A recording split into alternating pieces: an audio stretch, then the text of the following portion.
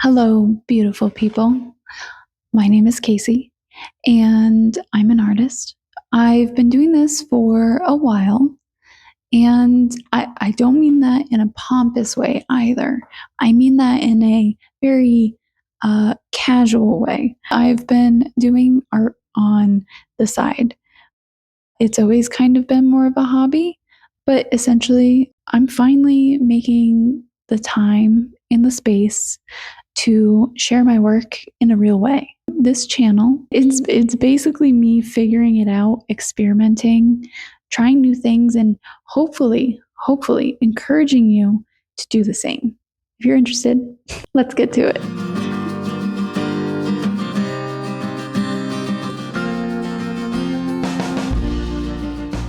So today I'm carving some stamps, and the plan is to print them onto a thrifted t-shirt or some kind of thrifted apparel. I've never done this before, so we're kind of flying by the seat of our thrifted pants. Today I'm using the Speedball starter block printing kit. It comes with a roller, some ink, and this little carving tool with different nib sizes. Now the block it comes with is actually half this size, but I already made a few stamps before I started filming because apparently I don't plan ahead very well. To start, I used tracing paper to transfer my sketch onto the carving block. It's nothing fancy, just what I had on hand. The goal was to maximize the space and squeeze in as many designs as I could because waste not, want not. I thought it would be appropriate to add an osprey into the mix because 1, they're one of the many birds that excel at fishing, and 2, they're my husband's favorite bird. I also included a rope for nautical purposes, obviously. I have also included a lure that is most often used when fishing for bonito as well, so it's all very accurate. The theme for this design is ultimately to pay homage to marine life and something that I know myself and others enjoy, but on a t-shirt.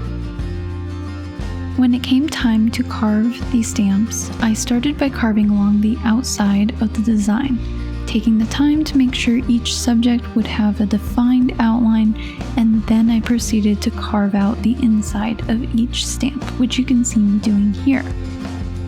You're probably wondering, why a fish? Why this fish? Well, I actually have a degree in aquaculture and fisheries science with a minor in marine affairs. Basically, I studied all things fish, water, and ocean-y.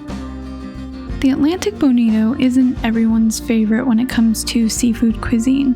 Its meat is typically described as being oily, and it has a strong flavor, which is why I chose to include a lemon and jalapeno, because these two food items are often paired with bonito. But the reason why bonito is so popular isn't because of its taste, but for the fishing. Bonito are a fun fish to go fishing for, and once you've got one hooked, it's one thrill of a fight.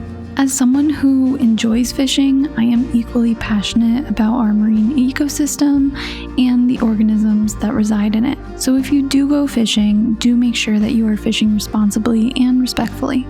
I am very happy with how all of these stamps turned out personally, considering my skill level at making stamps and the fact that I've never done this before.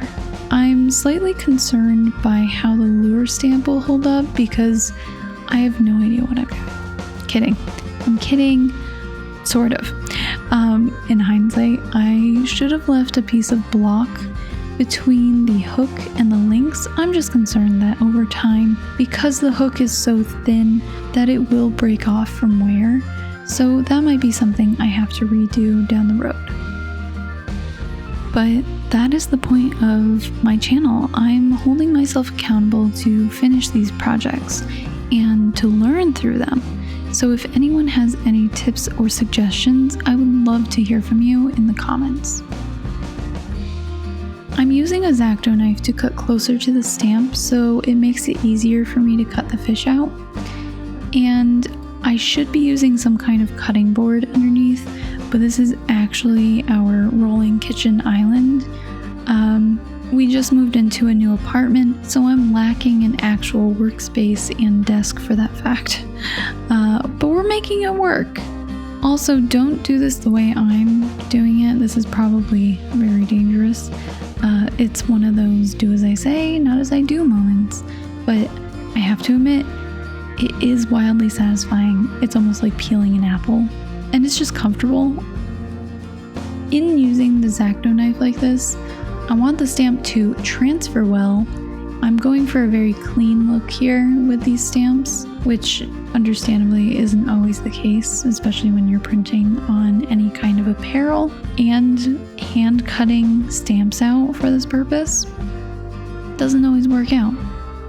So after all of that, we're left with this glorious little pile of shavings, which then turns into our finished stamps. Next time I'll be printing these onto a thrifted t-shirt. It could turn out great, or I might completely botch it. Either way, it'll be fun. Thanks for hanging out with me while I tried not to slice my fingers off. I'll see you in part 2.